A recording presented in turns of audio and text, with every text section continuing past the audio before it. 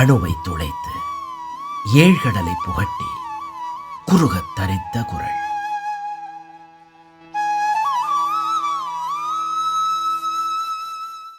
ஜெய ஸ்ரீராம். ஸ்ரீ டிவி நேயர்களுக்கு வணக்கம். இது ஒரு வேடிக்கையான கதை. பல மேடைகளில் இதை சொல்லியிருக்காங்க. ஹாஸ்யமாக சொல்லி சிரிக்கப்பட்ட சம்பவம் தான் இது. இங்கே இந்த குரலுக்கு பொருத்தமாக இருப்பதால் இங்கே நான் பகிர்கின்றேன். அதாவது ஒரு தினசரி குடிப்பான், குடிப்பழக்கத்துக்கு கிட்டத்தட்ட அடிமைன்னு சொல்லணும். அவனை திருத்துவதற்காக ஒரு மருத்துவர் என்ன செய்வார்னா, இங்கே வாப்பா, நீ தினசரி குடிக்கிற, உன் குடல் புண்ணாகி அது வேதனையாகும், உனக்கு உடம்பு கெட்டு போகும், நீ ஏன் புரிஞ்சுக்க மாட்டேங்கிற, நான் உனக்கு சொல்கிறேன் வா, உனக்கு காட்டுறேன் வா என சொல்லி ஒரு கண்ணாடி குடுவையில் சாராயத்தை ஊற்றி இந்த சாராயத்துக்குள்ளே புழுவை போடுவார் அந்த டாக்டர். சாராயத்தில் விழுந்த புழு துடி துடித்து இறந்து விடும் உடனே. அப்போ இந்த டாக்டர் சொல்லுவார், பாரு, இந்த சாராயத்தில் விழுந்த புழு துடி துடித்து இறந்து போகிறது.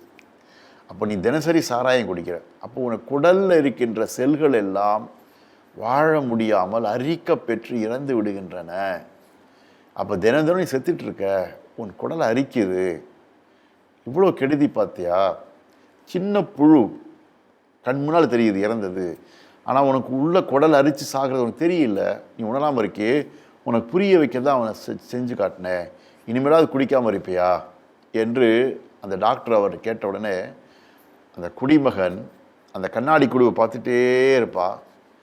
டாக்டர் நினைப்பார், பரவாயில்ல, அவன் திருந்திட்டான் போல இருக்கு, அதனால தான் பார்த்துட்டே இருக்கான்னு சொல்லிட்டு இருக்கும் பொழுது திடீர்னு அப்படியே அந்த சாராயத்தை அவன் குடிச்சிடுவான். அப்படியே குடிச்சிடுவான், புழுவோடு சேர்த்து, செத்த புழுவோடு சேர்த்து குடிச்சிடுவான், சாராயத்தையும் குடிச்சிடுவான். பதறி போன டாக்டர் கேட்பார், என்னப்பா இப்படி குடிச்சிட்டேன்னு. ஆமாம் டாக்டர், சொல்லு புரிஞ்சுது டாக்டர், எப்படி சாராயத்தில் போட்ட புழு செத்துதோ அதே மாதிரி இப்போ நான் சாராயம் குடிச்சிட்டேன்ல, என் குடலில் இருக்கிற புழு செத்து போயிடுது, அதுக்காக குடித்தேன் இப்போ அப்படின்னா. பாருங்கள், திருந்தாத ஜென்மம், இருந்தென்ன லாபம். ஆனால் அவர்களெல்லாம் அப்படி தான் இருப்பாங்க, என்ன சொன்னாலும் தாங்கள் செய்வதையே நியாயப்படுத்தி கொண்டிருப்பார்கள். நீ குடிக்கிறவனை போய் கேட்டேன்னு சொல்லுவான்னா, எனக்கு கவலை அப்படிம்பான், நான் கடுமையாக உழைக்கிறேன், மூட்டை தூக்குறேன், உடம்பெல்லாம் வலி, சாயந்தரம் கொஞ்சம் இறக்குனா தான் வந்து வலி போகும் அப்படின்னு சொல்லுவாங்க. அல்லது எனக்கு குடும்பத்தில் ரொம்ப சிக்கல், சண்டை, வேதனை, பொண்டாட்டி சரியில்லை, என் பையன் சரியில்லை, அவன் சரியில்லை, அதனால் எனக்கு வந்து வேதனை, ஏமாற்றிட்டாங்க, துரோகம் பண்ணிட்டாங்க என்று காரணம் கற்பித்து கொண்டிருப்பான். குடிப்பதற்கு காரணம் சொல்லிப்பான். இதே கவனித்து பாருங்கள், பெரும்பாலான குடும்ப பெண்கள் கடுமையாக உழைக்கிறவங்க தான். கூலி வேலை செய்கிற பெண்கள் இருக்காங்க, மூட்டை தூக்குற பெண்கள் இருக்காங்க, இன்றைக்கி செய்கிற வேலை செய்கிறாங்க, பல வீடுகள் வேலை செய்கிற பெண்கள் இருக்காங்க. அப்படி உடல் உழைப்பை கொடுக்கின்ற பெண்கள் குடிப்பது இல்லையா, அவங்களுக்கு உடம்பு வலிக்காதா? இத்தனைக்கும் குடும்பத்திற்காக சமைத்து, வீட்டை பராமரித்து, முழுகி சுத்தம் செய்து, குழந்தைகளுக்கு வேண்டியதை செய்து கொடுத்து, துணியை துவைத்து, பாத்திரம் தேய்த்து, தண்ணீர் குடத்திலே கொண்டு வந்து என்று வீட்டு வேலையெல்லாம் செய்துவிட்டு மீண்டும் பொருளீட்டுவதற்காக பல வேலைகளை செய்கின்ற பெண்களுக்கு உடம்பு வலிக்காதா? அவங்க குடிக்கிறாங்களா? குடிக்கிறது இல்லையே. அதே போல் வீட்டில் பிரச்சனை, அதெல்லாம் தான் குடிக்கிறேன்னா எத்தனை குடும்ப பெண்கள் பாவம் பிரச்சனைகள் இருக்காங்க.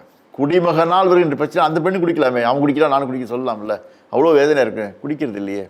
அப்போது குடிப்பதற்கு சாக்கு கண்டுபிடிச்சு மீண்டும் மீண்டும் குடிக்கிறாங்களே தவிர இது இங்கே சொல்லுகிற காரணம் நியாயம் இல்லை. இன்றைக்கி எல்லாம் பார்ட்டி, புது சட்டை வாங்கினா பார்ட்டி, தீபாவளிக்கு ட்ரெஸ் வாங்க போனால் பார்ட்டி, ப்ரமோஷன் கிடைச்சா பார்ட்டி, சம்பளம் கூட வந்தால் பார்ட்டி, சம்பளம் வந்தாலே பார்ட்டி, எப்போது ஏதாவது ஒரு காரணம் கண்டுபிடிச்சி பார்ட்டி கண்டுபிடிக்கிற வேலை.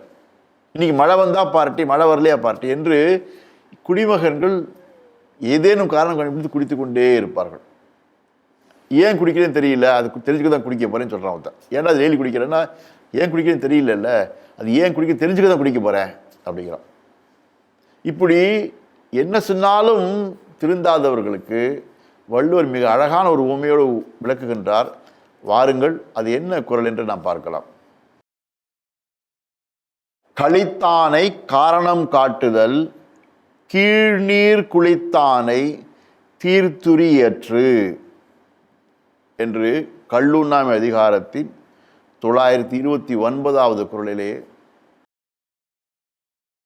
திருவள்ளுவர் என்ன சொல்லுகின்றார் என்றால், களித்தானை என்றால் குடித்து கும்மாளம் அடிப்பவனை, குடித்து இருக்கின்றவனை. காரணம் காட்டுதல், அவனுக்கு காரணம் சொல்லுது, அதை குடிக்கக்கூடாது, குடித்தா என்ன கெடுதல் என்று காரணம் விளக்கங்கள் சொல்ல வேண்டியதில்லை, சொல்லாதீர்கள்.